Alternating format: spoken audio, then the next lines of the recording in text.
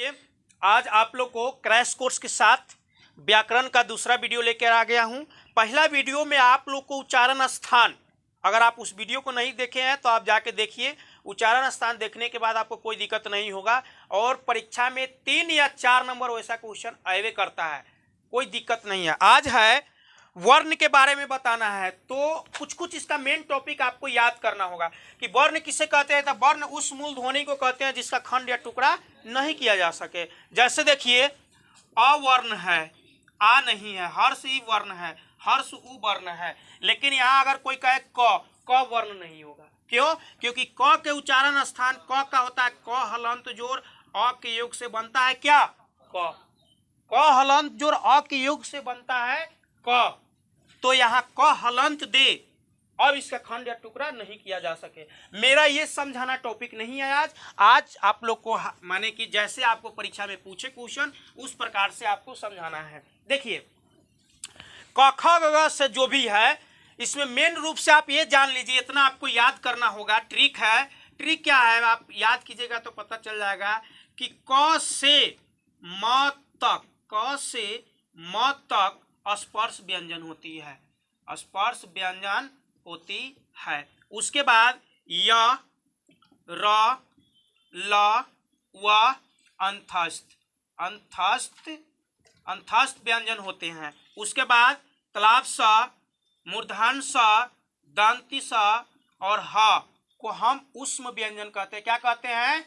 ऊष्म व्यंजन कहते हैं। और छ, त्र, ज्ञ और स्र को हम संयुक्ताक्षर, संयुक्ताक्षर व्यंजन कहते हैं।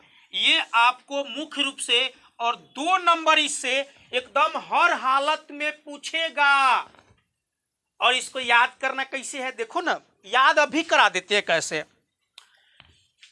क ख ग पढ़ना है तो शुरू से लेके अभी तक ले तक क ख ग पढ़ ले छी ना। एक सेकेंड, एगो और बात बता देते हैं। हम पिछले वीडियो में एगो चीज समझाना बिसर गए थे। क ख के जो लास्ट, क ख में लास्ट जो होता है, च छ में जो लास्ट होता है, जैसे कि अंग, य, र, न, म, उसको नासिका वर्ण भी बोलते हैं। कैसे?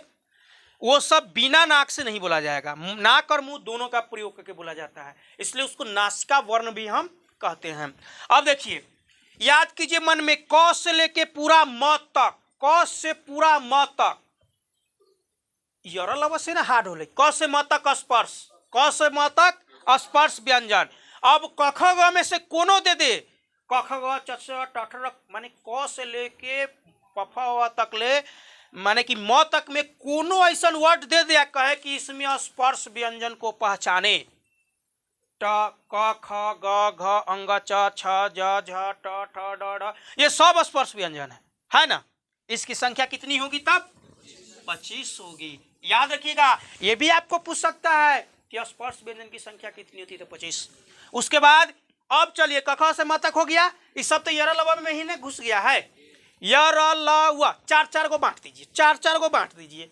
यर ल व अंतस्थ, यर ल व अंतस्थ। हाँ एक बात ध्यान दीजिएगा, यर ल ऐसा में हलंत होती है।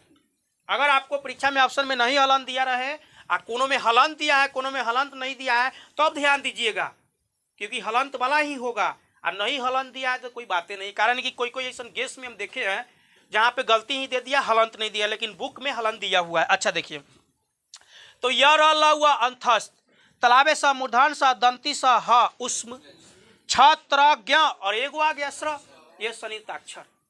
इसको याद करना है कि कौन ऊष्म व्यंजन है, इसमें कौन ऊष्म व्यंजन है, कौन संयुक्ताक्षर व्यंजन। संयुक्ताक्षर का अर्थ क्या होता है? कई वो संख्या मिल के बना है। यर ल व अंतस्थ, क से लेके म तक स्पर्श व्यंजन, और यर ल व अंतस्थ, तालाब सा, मूर्धन सा, दंत सा, ऊष्म और छत्र ज्ञ और स्र संयुक्ताक्षर व्यंजन। हाँ इसमें आपको ये वो चीज और याद करना होगा, छ जो होती है ना, ये क हलंत जोड़ मूर्धने स हलंत के योग से बनता है छ।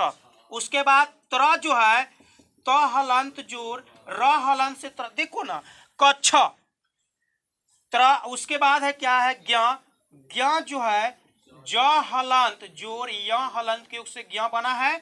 उसके बाद सरह होगा तालाबे स हलंत जोर र हलंत के योग से बना है तालाबे स। बस इतना अगर आप रटते हैं इस चैप्टर से, इतना अगर आप रटते हैं तो आपको इस चैप्टर से 3 नंबर या 4 नंबर मैट्रिक में हो तब या 12th में हो तब आपको इससे पूछेगा।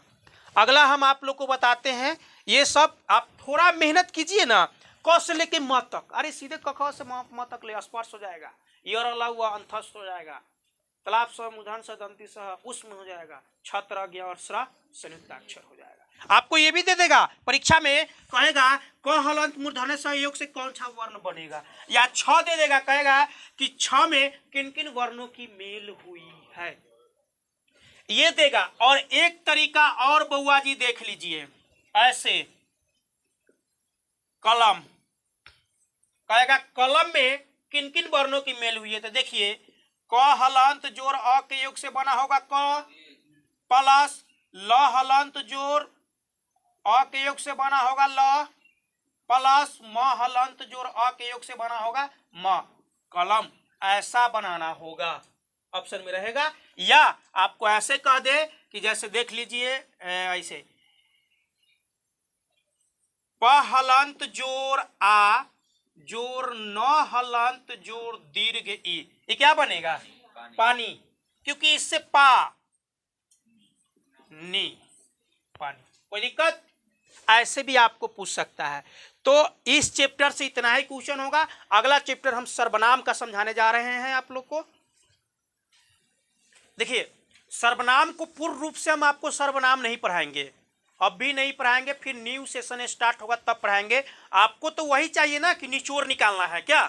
तो देखिए सबसे पहले आपको ये याद करना पड़ेगा कि सर्वनाम कै प्रकार की होती है। ये आपके कई बार क्वेश्चन पूछा है। तो सर्वनाम कितने प्रकार के होते हैं, 3 प्रकार के होते हैं, 6 प्रकार के होते हैं सर्वनाम। वो आपको पूरा सर्वनाम को याद नहीं रखना है, सिर्फ ये याद रखना है कि सर्वनाम कितने प्रकार के होते हैं, तो 6 ऑप्शन में रहेगा। उसके बाद थोड़ा और कुछ जानेंगे, कुछ शब्द दिया जाएगा। एक होता है पुरुषवाचक सर्वनाम, और पुरुषवाचक सर्वनाम को भी 3 भागों में बांटा गया है। कौन कौन, उत्तम पुरुष, मध्यम पुरुष, अन्य पुरुष, होता है ना। अच्छा, उत्तम पुरुष से पहले आपको बताते हैं कि सर्वनाम कौन सब है। देख लीजिए, कहेगा कि राम आया है लेकिन वह नहीं रहेगा, मतलब संज्ञा अथवा नामों के बदले में जिन शब्दों का प्रयोग करते हैं उसे क्या कहते हैं, सर्वनाम। देखिए संज्ञा इजी था इसलिए संज्ञा चैप्टर को छोड़ दिए हम। सर्वनाम यहाँ पे देखिए, यहाँ हम अगर बोले कि राम आया है लेकिन राम नहीं रहेगा, यहाँ जो वह लगा है ये राम के बदले ही ना लगा है कि राम आया है लेकिन वह रहेगा नहीं। कुटुंब उटुंब से नहीं होता है कि आया है लेकिन वो न रहेगा, चला जाएगा। तो यहाँ वह मतलब वह, या, ये, वे, ये सभी क्या है, सर्वनाम है। ये सभी सर्वनाम है। अच्छा, हम टॉपिक पीछे किए थे क्या कि पुरुषवाचक, तो 3 भाग में ये पूछ देगा, आप ये क्वेश्चन पूछ देगा कि पुरुषवाचक सर्वनाम को कितने भागों में बांटा गया है। तो 3 भागों में, मध्यम पुरुष, उत्तम पुरुष, मध्यम पुरुष और अन्य पुरुष।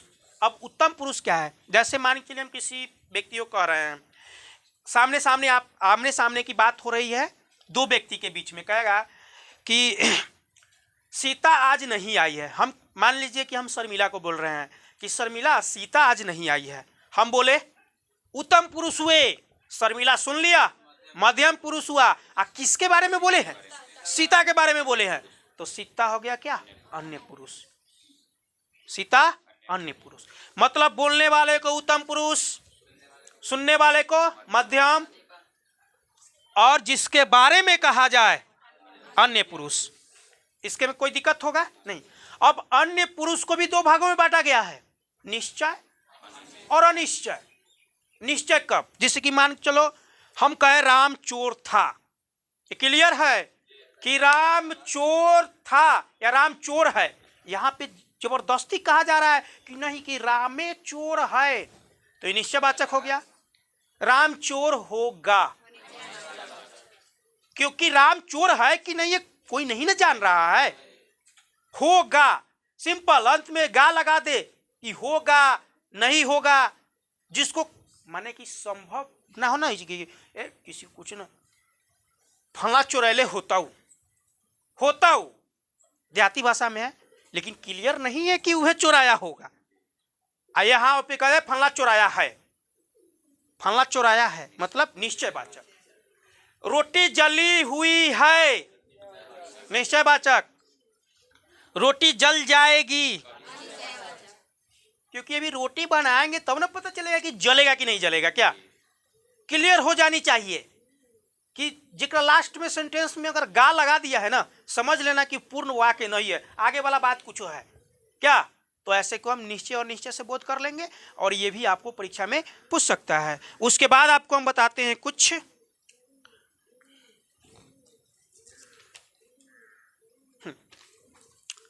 संबंध वाचक में क्या होता है, कनेक्टिंग, इंग्लिश में उसको कनेक्टिंग वर्ब बोलते हैं। जैसे कि सो हो गया, जो हो गया। जैसे वह कौन है जो दरवाजे पर खड़ा है, वह कौन है जो सो गया।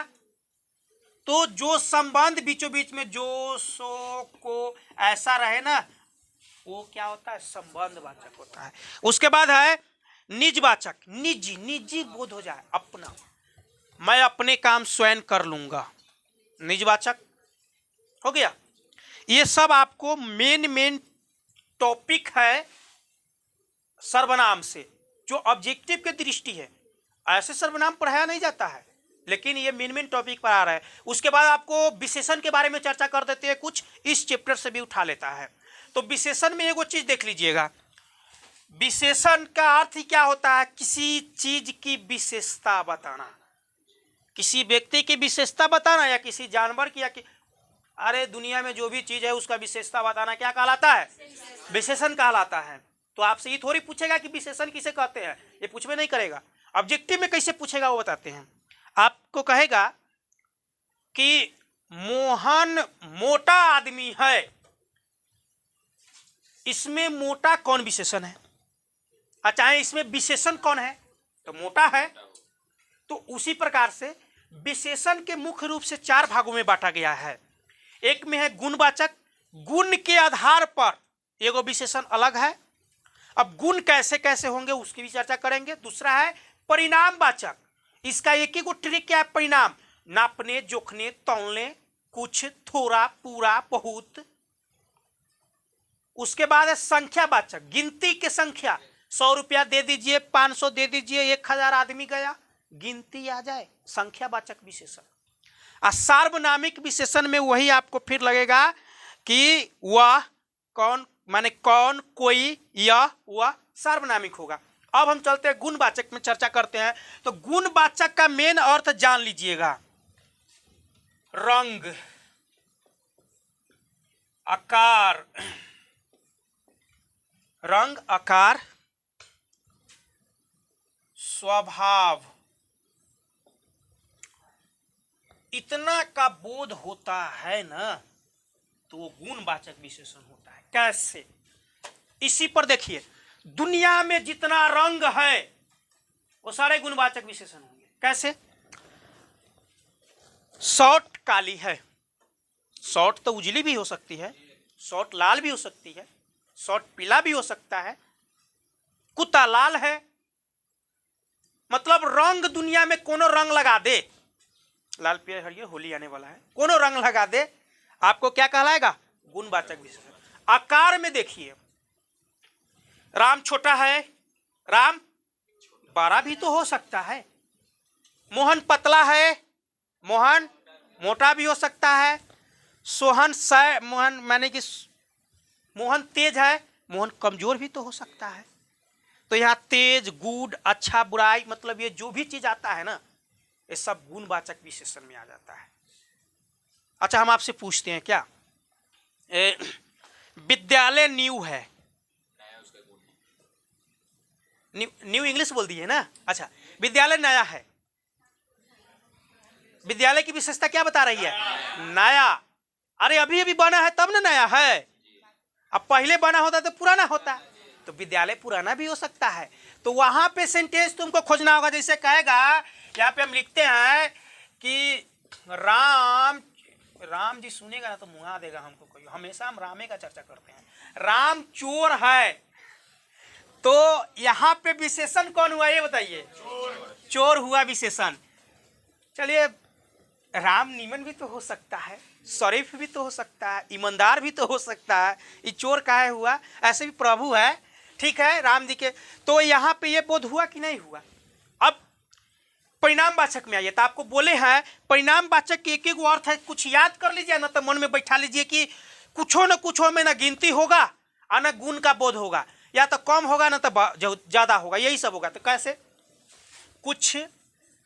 कुछ दही दे दो, बहिना जी जोरन मांगने जाता है ना, गाँव घर में दूध दे लो, जोरन मांगने जाता है, बहिना जी जोरन है कुछ, हाँ देता है।